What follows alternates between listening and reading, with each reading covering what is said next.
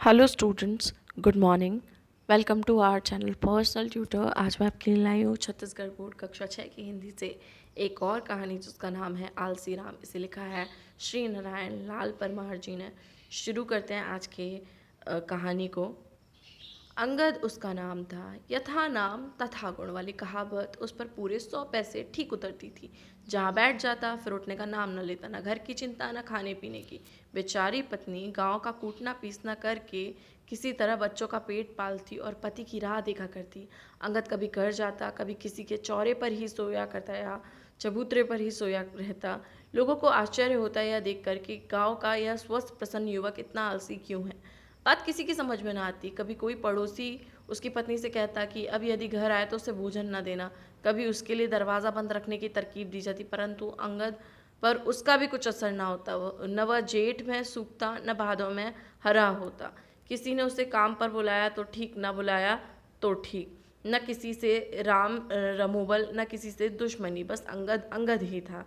धीरे से एक दिन परऊ ठेरवार ने कहा कि अंगद तो चोर है, कल रात उसकी बाड़ी में कुंदरू चुराने आया था। बात पर किसी को विश्वास नहीं हुआ। अंगद की घरवाली से पूछा गया तो पता चला कि वह पिछले 3 दिनों से घर नहीं आया। बेचारे ठेठवार की रुसवाई हुई और बस।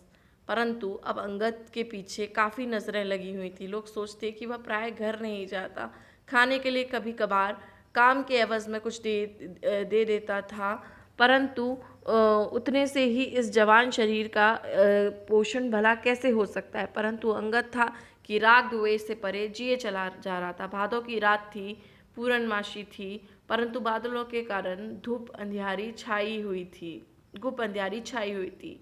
कोचरू पटेल अपनी बाड़ी की रखवाली कर रहा था कि सहसा उसे आवाज़ सुनाई पड़ी, खीरा रे भाई खीरा, बड़ सुघर रुख खीरा, खाओ का दूध चार, खाना गान हजार। उसके बाद कुछ हीरे तोड़कर खाए गए और फिर सन्नाटा छा गया। उपयुक्त कथन का आशय था कि ओ खीरे के अनमोल पेड़, मैं 2-4 खा लूँ क्या। और क्षणिक अंतराल से वही आवाज़ फिर गूंजी कि एक क्या 1000 फल खा लो ना। सुनकर कोचरू पटेल दंग रह गया। पहले सोचा कि भूत प्रेत ना हो, बाहर निकलकर ललकारने की हिम्मत ना हुई और खीरे खाने वाले खाकर चला गया। प्रातः जब गांव में के लोगों में इस बात की चर्चा हुई तो किसी ने कहा हो ना हो सपना होगा। फिर उस गांव में तथा आसपास कोई न कोई ऐसा ही सपना कभी कभी देखने लगा।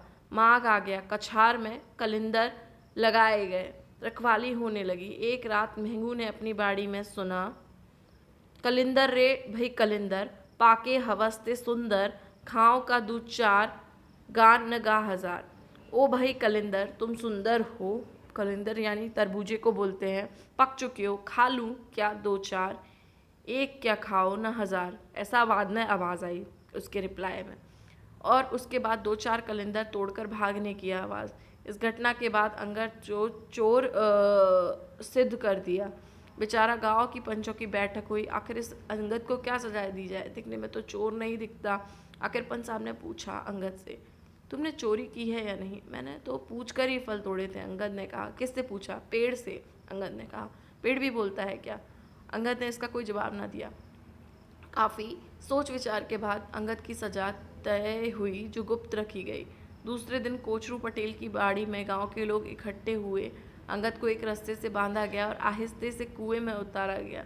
जब अंगद पानी की सतह पर पहुंचा तो ऊपर से एक ने आवाज़ दी, कुआ रे भाई, तोर नाम ले कांपे रुआ, डुबकनिया खवाऊं का दुचार, खवा न ग हजार। ओ भाई कुआ, तुम्हारे नाम से ही रोए काँप जाते हैं। 2-4 डुबकियाँ खवाऊँ क्या, 2-4 क्या 1000 खवाओ ना। और उसके बाद अंगद को 2-4 डुबकियाँ खिलाई गई और पूछा गया, क्यों अंगद, अब जी भरा या नहीं। अंगद ने क्षमा प्रार्थना की, उसे ऊपर लाया गया। लोग खूब हंसे। अंगद चुप, शर्म से उसका सिर नीचे था। फिर तो अंगद काम में जुटा और सो जुट ही गया। पत्नी खुश, बच्चे खुश और सारा गांव खुश। परंतु अब भी अंगद आलसी राम के नाम से पुकारा जाता है, जबकि वह रात दिन काम में लगा रहता। अंगद को अपने इस नाम की भी परवाह नहीं थी। मानो वह अपने भूतकाल को भूल गया और जुट गया था स्वर्ग बनाने में, अपने गांव को, अपनी धरती को। तो इस कहानी का नाम था आलसी राम। अगर ये कहानी आपको पसंद आई हो तो वीडियो को लाइक कीजिए, चैनल को सब्सक्राइब कीजिए। थैंक